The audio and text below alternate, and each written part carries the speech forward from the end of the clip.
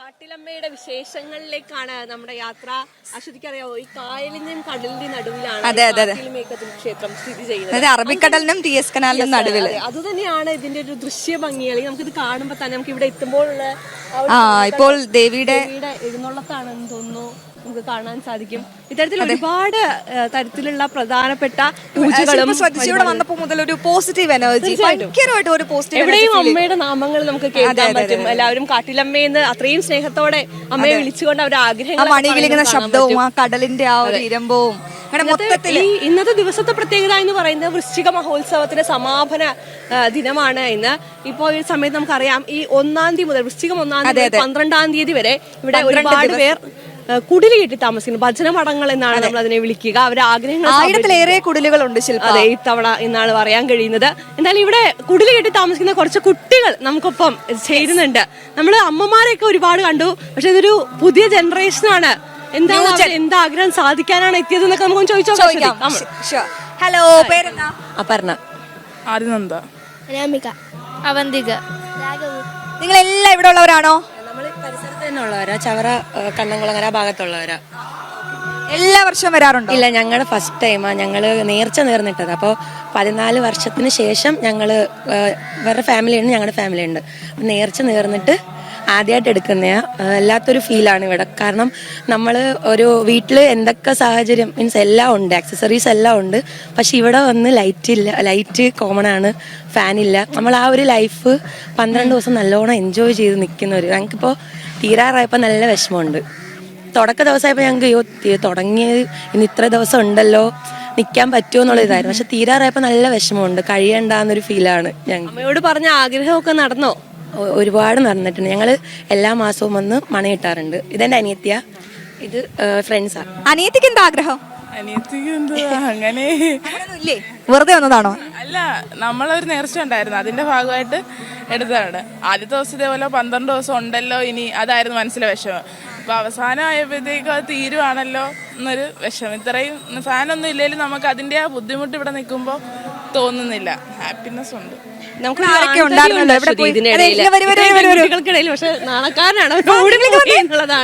നമ്മളെ കാണുമ്പോ എല്ലാവരും ഓടുന്നു. ശില്പ, പേരെന്താ? അവന്തിക. അവന്തിക, ഇവിടെ എത്ര നാളായി വന്നിട്ട്? ഞാൻ ഇവിടെ ഇവരുടെ കുടില് നിൽക്കാൻ വന്നതാണ്. എന്തായിരുന്നു ആഗ്രഹം? ആഗ്രഹം അങ്ങനെ പറഞ്ഞുകൂടല്ലേ, എക്സ്ക്ലൂസീവ് ആണ്. നടന്ന ആഗ്രഹങ്ങൾ എന്തോ അതിനെ കുറിച്ച് പറയാം. അത് കുഞ്ഞുനാളിൽ ഞങ്ങൾ ഡാൻസ് പഠിക്കുന്ന ആളാ. അപ്പൊ ഞാൻ കലോത്സവത്തിന് പോകുമ്പോൾ എനിക്ക് ഫസ്റ്റ് കിട്ടണമെങ്കിൽ പാട്ട് പാടോ? ഇല്ല, പാടില്ല. വേണ്ട, കുഴപ്പമില്ല. പാട്ട് പാടി നമുക്ക് 2 സ്റ്റെപ്പ് കൂടെ വെക്കാം. ഗോൾഡൻ ചാൻസ് ആണ്. ഇല്ല, പാട്ട് 2 സ്റ്റെപ്പ് സൗണ്ട് കേട്ടിട്ട് അത് ഫസ്റ്റ് ഡേ വന്നപ്പോ സൗണ്ട് പോയത്, ഇപ്പോ ഫുള്ളി പോയി. അവര് എത്രയോ ന്യൂ ജനറേഷൻ കുട്ടികളാണ്. പക്ഷെ അവർ പറയുന്നുണ്ട് ഇവിടെ കോമൺ ആയിട്ടുള്ള വെളിച്ചമാണ്, ഫാൻ സൗകര്യങ്ങളൊന്നും ഇല്ല. പക്ഷെ ഇവിടെ നിൽക്കുമ്പോൾ വലിയൊരു അനുഭൂതിയുണ്ട്. ഇവിടുന്ന് പോകാൻ തോന്നുന്നില്ല. 12 ദിവസം കഴിഞ്ഞപ്പോൾ സങ്കടമാണ് എന്നൊക്കെ പറയുന്നത് കേൾക്കുമ്പോൾ എത്രത്തോളമാണ് ആ ഒരു അനുഭവം എന്നുള്ളത് നമുക്ക് കൃത്യമായി മനസ്സിലാവുന്നത്. നമുക്ക് ആ ഭജന മഠത്തിന്റെ ഐതിഹ്യം ഒന്ന് പ്രേക്ഷകർക്ക് പറഞ്ഞു കൊടുക്കാൻ തോന്നുന്നു ശില്പ. തീർച്ചയായിട്ടും ഭജനമഠം ഇവിടെ എനിക്ക് തോന്നുന്നു വൃശ്ചിക മഹോത്സവവുമായി ബന്ധപ്പെട്ടിട്ട് 1-ാം തീയതി മുതൽ 12-ാം തീയതി വരെ തങ്ങളുടെ ആഗ്രഹങ്ങൾ സാധിക്കുന്നതിന് വേണ്ടി അഭിഷ്ടവരദായിനിയായ ദേവിക്ക് മുന്നിൽ ഭജന ഇരിക്കുന്ന ഒരു സങ്കല്പമാണ്. ആഗ്രഹങ്ങൾ നടക്കാൻ വേണ്ടിയിട്ട് 12 ദിവസം ഇവിടെ തന്നെ താമസിച്ച് ഇവിടുന്ന് തന്നെ ഭക്ഷണം കഴിച്ച് 3 നേരം ഉയർന്നിട്ടുണ്ട്. ഇപ്രാവശ്യം 3 നേരവും ദേവിയെ സർവ്വം ത്യജിച്ച് ആണ് ആ കൂരയിൽ അല്ലെങ്കിൽ ആ ഭജന മഠത്തിൽ അവർ ഇരിക്കുന്നത്. ദേവിയുടെ എല്ലാ അനുഗ്രഹങ്ങളും ലഭിക്കാൻ വേണ്ടി ഇവിടെ വരുമ്പോൾ മാനസികമായി ലഭിക്കുന്ന ഒരു ആനന്ദമുണ്ട്. അതെ, തീർച്ചയായിട്ടും. നമ്മളിപ്പോ ഇത്ര നേരം ഇവിടെ നിന്നപ്പോൾ നമുക്കുണ്ടായ ഒരു അനുഭൂതി 12 ദിവസം നിൽക്കുക എന്ന് പറയുമ്പോൾ അത് കുറച്ചുകൂടി വലുതാണ് എന്നുള്ളതാണ്. ഇപ്പൊ നമുക്കറിയാം, നമുക്ക് സൈഡിലേക്കൊക്കെ നോക്കുമ്പോൾ പൊങ്കാലയ്ക്കുള്ള ഒരുക്കങ്ങൾ, നമ്മൾ ഇവിടെ നിത്യവും പൊങ്കാല നടക്കുന്ന ഒരു ഇടമാണ് കാട്ടിൽ മേഖലയിൽ എന്ന് പറയുന്നത്. പക്ഷെ ഇന്ന് വലിയ രീതിയിലുള്ള പൊങ്കാല മഹോത്സവം ഉണ്ട്. ദിവസമാണ് വൃശ്ചിക മഹോത്സവത്തിന്റെ. അപ്പൊ അതിനുള്ള ഒരുക്കങ്ങൾ നടക്കുന്നുണ്ട്. ഇപ്പോ ഈ കാണുന്നതാണ് അശ്വതി നമ്മുടെ ഇവിടുത്തെ നിത്യ പൊങ്കാല നടക്കുന്ന ഇടം എന്ന് പറയുന്നത്. അവിടെ ഇപ്പോഴും ചേച്ചിമാർ പൊങ്കാല ഇട്ട് തുടങ്ങിയിട്ടുണ്ട്. അതൊക്കെ അവരുടെ വിശേഷങ്ങൾ അവരോട് തന്നെ ചോദിക്കാം, അവരുടെ ആഗ്രഹങ്ങളെ കുറിച്ചിട്ടും പ്രാർത്ഥിച്ചു നിൽക്കുന്ന ഒരു കാഴ്ചയൊക്കെയാണ് കാണുന്നത്. ചേച്ചി, ഒരുപാട് നാളായോ പൊങ്കാല ഇടാൻ തുടങ്ങിയിട്ട്? ഞാൻ 12 ദിവസം കൊണ്ട് ഇടുന്നു. ഭജന മഠത്തിലായിരുന്നല്ലേ? 12ാമത്തെ പൊങ്കാല ഇരുന്നത്. എന്താ ആഗ്രഹം? എല്ലാ ദുഃഖങ്ങളും ദുരിതങ്ങളും മാറ്റി തരട്ടെ അമ്മ. എവിടെ സ്ഥലം? എവിടാ ചേച്ചിയുടെ? ചവറ. ചവറയാണല്ലേ? ശരി ചേച്ചി. ഇവിടെ നമുക്കറിയാം ഇപ്പൊ കൊല്ലം ചവറയിലുള്ളവരും ഉണ്ട്, ഒപ്പം തന്നെ പുറത്തുനിന്ന് വരുന്ന ഒരുപാട് ആളുകളെ കാണാൻ പറ്റും. ചേച്ചി എവിടുന്നാ വരുന്നേ? ജയ. എവിടുന്നാ വരുന്നേ? ചവറയിൽ തന്നെയാണ്. എത്രാമത്തെ വട്ടാ പൊങ്കാല ഇടുന്നേ? ആദ്യമായിട്ടാണ് പൊങ്കാല ഇടുന്നത്. ഇവിടെ ഭജന ഇരുന്നതിന് ശേഷമാണോ? ഇന്ന് വന്നിട്ടതാണല്ലേ? ശരി. എന്താ ഈ അമ്പലത്തിൽ ഭയങ്കര വിശ്വാസമാണോ? വിശ്വാസമാണ്. ഇവിടെ ഒരു അമ്മയുണ്ട്, അമ്മയോട് ചോദിക്കാം. ഒരുപാട് അമ്മമാരും ചേച്ചിമാരും ഒക്കെ വന്ന് ഇങ്ങനെ പൊങ്കാല ഇടാൻ വരുന്നേ? ഞാൻ എല്ലാ മാസവും വന്നിടും. എല്ലാ മാസവും ഇടും. കാട്ടിലമ്മയോട് പറയുന്ന ആഗ്രഹങ്ങളൊക്കെ സാധിക്കുന്നുണ്ട്. അങ്ങനെ ആഗ്രഹിച്ച രണ്ടെണ്ണം പറയാവോ? അങ്ങനെ പറയാൻ പറ്റത്തില്ല. Okay okay. കുടുംബമായിട്ടുള്ള കാര്യങ്ങളാ. ഇവിടെ ഭജന ഇരിക്കാൻ വരാറുണ്ടോ? അതോ ഭജനവാ, നടഭജനവാ. ഇവിടെ കഴിഞ്ഞ വർഷം കുടിയിലെടുത്തായിരുന്നു. ഇനി അടുത്ത വർഷം എടുക്കണം. അമ്മയുടെ സ്ഥലം എവിടാ? കൊറ്റംകുളങ്ങര ചവറ. അങ്ങനെ പ്രേക്ഷകരെ ഒരുപാട് ആഗ്രഹങ്ങളും ഒക്കെ ആയിട്ടാണ് അമ്മമാരും ചേച്ചിമാരും ഒക്കെ ഇവിടെ വന്ന് പൊങ്കാല അർപ്പിക്കുന്നത്, ദേവിക്ക് മുന്നിൽ പൊങ്കാല അർപ്പിക്കുന്നത്. എന്നാലും ശില്പ, നമ്മൾ കുറെ നേരമായിട്ട് വിശേഷം പങ്കുവെക്കല്ലേ? നമുക്ക് ഒരാളെ കൂടി വിളിക്കാം. നമ്മുടെ കൊല്ലത്തെ കണ്ണിലുണ്ണി, ഞങ്ങളുടെ സ്വന്തം റിപ്പോർട്ടർ മനോജ് രാവിലെ നമ്മളോടൊപ്പം ഉണ്ട് കേട്ടോ. ഞാൻ രാവിലെ പറയാൻ വരൂ. കാട്ടിൽ മേഘത്തില് നേരത്തെ ആ കുട്ടികളൊക്കെ പറഞ്ഞതുപോലെ തന്നെ വലിയൊരു അനുഭൂതിയാണ് ഇവിടെയുള്ള ഉത്സവ ദിനങ്ങളെന്ന് പറയുന്നത്. അതായത് വൃശ്ചികോത്സവത്തിന് നമ്മൾ കണ്ടു പലതരത്തിലുള്ള ചടങ്ങുകളുണ്ട്. ഈ കുടില് കെട്ടി താമസിക്കുക എന്ന് പറയുന്നത് നേരത്തെ ശില്പ തന്നെ ഈ കാര്യങ്ങളെല്ലാം പറഞ്ഞിരുന്നു. അതായത് ദേവിയെ ഭജിച്ചുകൊണ്ട് അവർ ആ ക്ഷേത്ര പരിസരത്ത് തന്നെ കുറേയധികം കുടിലുകൾ, ആ കുടിലുകളിൽ അവർ ജാതി മത വർണ്ണ വ്യത്യാസങ്ങളൊന്നുമില്ലാതെ ഒരുമിച്ച് അത്രയും നാളുകൾ ആ ദേവീ സ്തുതികളോടുകൂടി, ആ പ്രാർത്ഥനയോടുകൂടി അവരങ്ങ് ഒരുമിച്ച് താമസിക്കുകയാണ് കുടിലുകളിൽ. അപ്പോൾ അവർക്കുണ്ടാകുന്ന ആ അനുഭവം അത് തന്നെയാണ് ഈ വൃശ്ചികോത്സവത്തിൽ. മനോജേട്ടന് ആ ഒരു അനുഭവം എക്സ്പീരിയൻസ് ചെയ്യാൻ തോന്നുന്നുണ്ടോ? അല്ല, ഇവിടെ വരുമ്പോഴേക്കും നമുക്ക് ഇവിടെ കുറെ നേരം നിൽക്കാനും ഈ മണി കിട്ടിയിട്ടുണ്ടോ? ആഗ്രഹങ്ങളൊക്കെ കുഞ്ഞിലെ വീട്ടുകാരോടൊപ്പം വന്നിട്ടുണ്ട്. നമ്മള് അന്നൊക്കെ മണി കെട്ടമ്പലം അതൊക്കെ പല ആഗ്രഹങ്ങളുണ്ടാവുമല്ലോ. അത്തരത്തിൽ ആഗ്രഹങ്ങളൊന്നും പുറത്ത് പറയാൻ പാടില്ല എന്നാണ്. അത് പറയേണ്ടവരോട് മാത്രമേ പറയാവൂ. അത് നടന്നുകൊണ്ടിരിക്കുന്നു എന്നൊക്കെ വേണമെങ്കിൽ പറയാം. എന്തായാലും നമുക്കിപ്പോ ഈ ക്ഷേത്രത്തിലേക്ക് വരുമ്പോൾ ആദ്യമൊക്കെ മണികെട്ടമ്പലം എന്നാണ് ഈ ക്ഷേത്രം പ്രസിദ്ധമായിട്ടുള്ളത്. കാട്ടിൽ മേക്കതിൽ എന്ന് പറയുമ്പോൾ ഇവിടെ ഈ തോറ്റംപാട്ടുമായിട്ട് ബന്ധപ്പെട്ട് വളരെയധികം ഈ വൃശ്ചികോത്സവം നടക്കുമ്പോൾ തന്നെ ഈ തോറ്റംപാട്ട് നടക്കുന്നുണ്ട്. ഇന്നലെ രാത്രി നമ്മൾ വന്ന സമയത്ത് ഇവിടെ തോറ്റംപാട്ട് കേട്ടിരുന്നു. അതെ, ഈ ദേവീ ക്ഷേത്രങ്ങളെ സംബന്ധിച്ചിടത്തോളം തോറ്റംപാട്ടിന് വലിയ പ്രാധാന്യമാണ്. ഈ തോറ്റംപാട്ടിൽ ദേവിയുടെ ഓരോ വർണ്ണനകളും, അതായത് ദേവിയുടെ ആ ഒരു കഥയും ആ ഒരു സാഹചര്യങ്ങളും എല്ലാം പാടിക്കുന്നു. ആ പാട്ടിലൂടെ നമുക്ക് വ്യക്തമാണ്. അപ്പോൾ കഴിഞ്ഞ ദിവസമൊക്കെയാണ്, അതായത് ദേവിയുടെ കല്യാണം ഉണ്ടായിരുന്നു. അതായത് വിവാഹാനന്തരം ദേവി ഈ ഭർത്താവായിട്ടുള്ള ബാലകന്റെ വീട്ടിലേക്ക് പോകുന്നതും, അത് തെക്കും കൊല്ലം വാഴും ദേവി വടക്കും കൊല്ലം വാഴും ഈ മനയിലേക്കൊക്കെ വരുന്നത്. ഇങ്ങോട്ട് സ്വാഗതം ചെയ്താലോ? ഇങ്ങോട്ട് വായോ, ഓടി വായോ, വിശേഷങ്ങൾ ചോദിക്കാം. ആദ്യമായിട്ടാണോ ഈ അമ്പലത്തിൽ വരുന്നേ? പേരെന്താ? നാണക്കാരിയാണ്. പേരെന്താ? പാർവതി. പാട്ട് പാടോ? എന്നൊരു പാട്ട് പാടിത്തരാവോ ചേച്ചിക്ക്? പാട്ട് പാടിയ ഒരു സമ്മാനമുണ്ട്. എന്നാലോ? എന്നൊരു പാട്ട് പാടിയാലോ? ഒരു പാട്ട് പാടിയേ.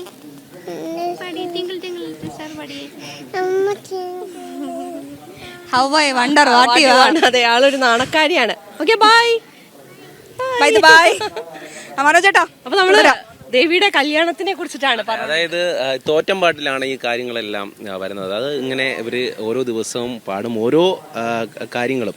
അതിൽ ദേവിയുടെ കല്യാണം കഴിഞ്ഞ് ഇങ്ങോട്ടേക്ക് കൊണ്ടുവരുന്ന മരുമകളായി, അതായത് ഇവിടെ ഇല്ലത്തെ മരുമകളായി ദേവിയെ കൊണ്ടുവരുന്നത്, അത് ആയിരങ്ങൾ താലപ്പൊലിയൊക്കെ ആയിട്ട് അത്രയധികം ഭംഗിയോടുകൂടിയാണ് അത് നമുക്ക് കാണാൻ സാധിക്കുക. അത്തരത്തിൽ വലിയ വിപുലമായിട്ടുള്ള ചടങ്ങുകളാണ് ഈ ക്ഷേത്രവുമായിട്ട് ബന്ധപ്പെട്ട് നടക്കുക. അതിൽ നമുക്ക് കാണാൻ സാധിക്കുന്നത് ചെറിയ ഒരു ഭക്തജന തിരക്കല്ല, വലിയ ഭക്തജന തിരക്കാണ് ഇവിടെ. അത് വിദേശത്ത് നിന്നായാലും ഒരുപാട് പേര് ഈ ക്ഷേത്രത്തെക്കുറിച്ച് കേട്ടറിഞ്ഞ് ഇങ്ങോട്ടേക്ക് എത്തുന്നത് തന്നെ നമുക്ക് പെട്ടെന്ന് അങ്ങ് എത്തിച്ചേരാൻ പറ്റില്ല.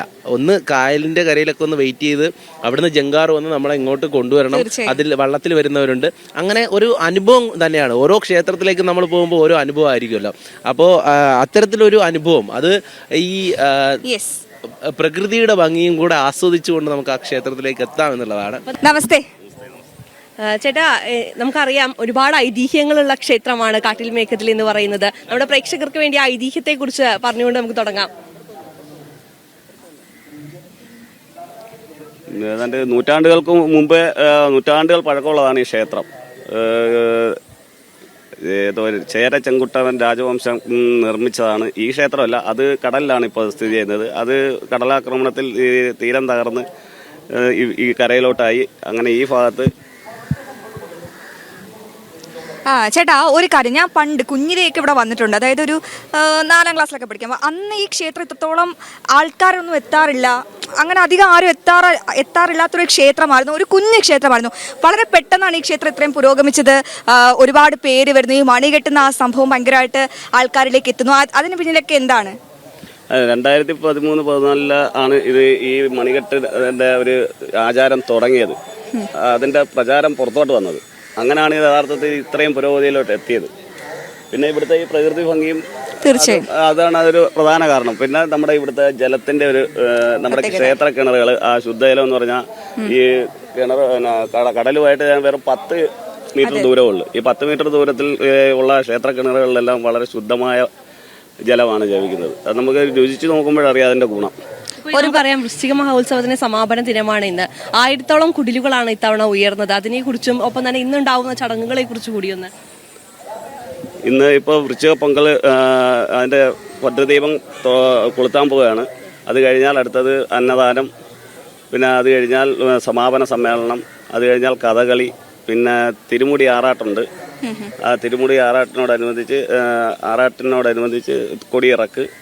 ഈ ഭജനമഠങ്ങളിലെല്ലാം ദേവി നേരിട്ട് എഴുന്നള്ളി അവർക്കെല്ലാം അനുഗ്രഹം വർഷം ചൊരിഞ്ഞിട്ട് ഈ ഭക്തജനങ്ങളെല്ലാം പിരിഞ്ഞു പോവുകയാണ്. പിന്നെ ചേട്ടാ, ഒരുപാട് നാളായി ഈ ദേവിയെ പൂജിക്കുന്ന ഒരാളാണല്ലോ. ഇത്രയും വർഷത്തിനിടയിൽ എന്തെങ്കിലും ഒരു അമാനുഷികമായ അങ്ങനെ അത്തരത്തിൽ എന്തെങ്കിലും ഒരു അനുഭവം ഉണ്ടായിട്ടുണ്ടോ? ക്ഷേത്രവുമായി ബന്ധപ്പെട്ട് ഒരുപാട് പേര് കഥകൾ പറഞ്ഞിട്ടുണ്ടായിരിക്കുമല്ലോ. ഒരുപാട് പേർക്ക് അനുഭവങ്ങൾ ഉണ്ടായിട്ടുണ്ട്. അതിപ്പോൾ അതിനെക്കുറിച്ച് വിശദീകരിക്കാൻ പറ്റത്തില്ല. ഒരുപാട് അനുഭവങ്ങളാണ്. പലർക്കും പല രീതിയിലുള്ള അനുഭവങ്ങളാണ്.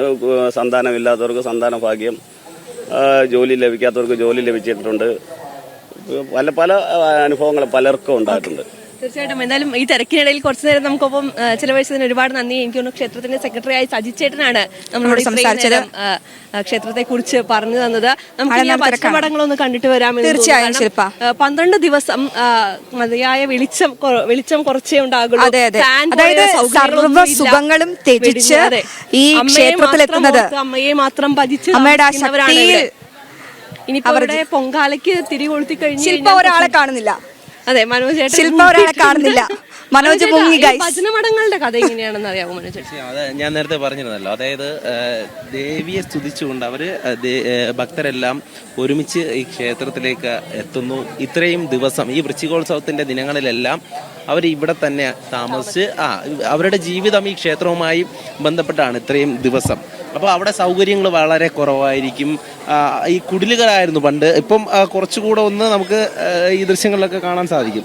അപ്പോൾ അത്രയധികം സൗകര്യങ്ങളൊക്കെ കുറവായിരിക്കും. എങ്കിലും അവർ ആ ഒരു ഭക്തിയിൽ തന്നെ അങ്ങ് 12 ദിവസവും ഈ ക്ഷേത്രത്തിൽ താമസിച്ച് വലിയൊരു അനുഭവം തന്നെയാണ് അവർക്ക് ലഭിക്കുന്നത്. അത് ഓരോരുത്തരും നമ്മളോട് അത് തന്നെ പറയുന്നത്. ഇപ്പം ഇന്നിപ്പോൾ വൃശ്ചിക പൊങ്കലാണ്. അതായത് ഓരോ നാടുകളിൽ നിന്നും ഭക്തർ ഇവിടേക്ക് എത്തി ഈ പൊങ്കാലയ്ക്ക് വേണ്ടിയിട്ട് പുലർച്ചെ തന്നെ ഇവിടേക്ക് എത്തി തലേ ദിവസം വന്ന് നിൽക്കുന്നവരൊക്കെ ഉണ്ട്. ഇപ്പൊ സജിച്ചേട്ടൻ പറഞ്ഞല്ലോ, ഭഗവതി എല്ലാ കുടിലുകളിലും എത്തി അമ്മ എല്ലാ മക്കളെയും അനുഗ്രഹിക്കുന്ന ഒരു കാഴ്ച രാത്രി നമുക്ക് ഇവിടെ നിൽക്കുമ്പോൾ കാണാൻ സാധിക്കും. അത് വളരെ മനോഹരമായ ഒരു കാഴ്ചയാണത്. തീർച്ചയായും തന്നെയാണ്. അത് ഇത്രയും ദിവസം അവർ ഇവിടെ തങ്ങിയതിന് ശേഷം ഇന്ന് അവര് ഇവിടെ നിന്ന് പിരിയാൻ പോവാണ്. അപ്പൊ അവർക്ക് അതിൻ്റെതായിട്ടുള്ള ഒരു വിഷമം, അതായത് ഇവിടെ നിന്ന് പോവുകയാണല്ലോ എന്നുള്ള ഒരു വിഷമം കൂടെ ഉണ്ടാവും. കുട്ടികൾ പറഞ്ഞത് നമുക്ക് ഇവിടെ ഒരു ഭജനമഠത്തിലാണ് നമ്മളിപ്പോൾ ഉള്ളത്. അമ്മേ നമസ്കാരം. നമസ്കാരം. എന്താ പേര്? വത്സല. എവിടുന്നാ വരുന്നത്?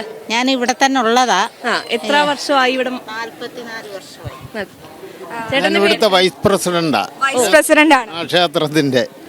ഞങ്ങള് പാരമ്പര്യമായിട്ട് ഇവിടെ തന്നെ വന്ന് പയനം ഇരിക്കുന്ന കൂട്ടത്തിലാണ്. ഞങ്ങളുടെ വകയായിരുന്നു, ഞങ്ങൾ നാട്ടുകാർക്ക് കൊടുത്തതാ.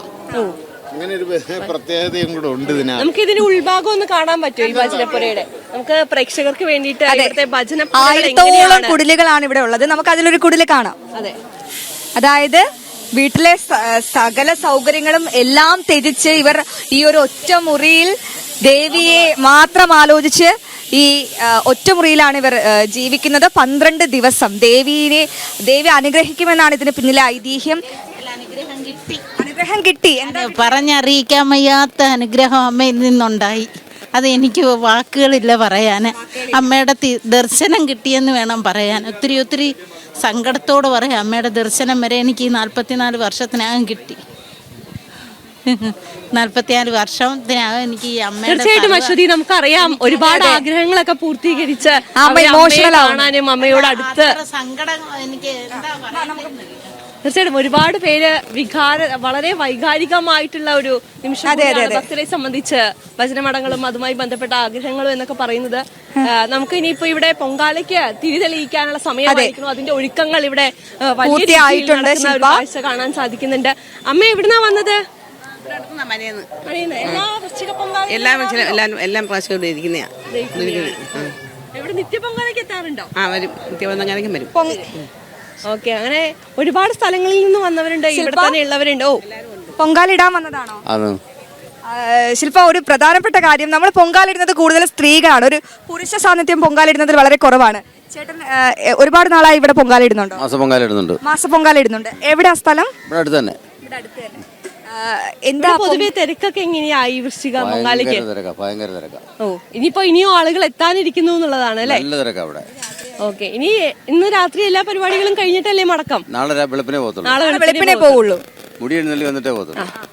അശ്വതി, ഈ മുടി എഴുന്നള്ളി വരിക എന്ന് പറയുന്നത് വലിയ രീതിയിൽ വളരെ ഭക്തി നിർഭരമായ ഒരു കാഴ്ചയാണ്. അമ്മ വന്ന് തന്റെ മക്കളെ എല്ലാം കണ്ട് അനുഗ്രഹിച്ച് അവരുടെ ആഗ്രഹങ്ങളെല്ലാം സബലീകരിച്ച് മടങ്ങുകയാണ്. അത് കണ്ട് തൊഴാൻ എല്ലാവരും സായുജ്യം. തീർച്ചയായിട്ടും ആ ചേട്ടൻ പറഞ്ഞതുപോലെ അശ്വതി, നമുക്കറിയാം വളരെ ഒരു സായുജ്യം അടയുന്ന അല്ലെങ്കിൽ വളരെ വലിയ രീതിയിൽ അനുഭൂതി ഉണ്ടാക്കുന്ന ഒരു കാഴ്ചയാണ് അമ്മയുടെ മുടി എഴുന്നള്ളി. ഇവിടുത്തെ മുടിക്ക് ഒരുപാട് പ്രത്യേകതകളുള്ള തിരുമുടി എഴുന്നള്ളത്താണ് ഇന്ന് വൈകിട്ട് ഇവിടെ നടക്കാൻ പോകുന്നത്.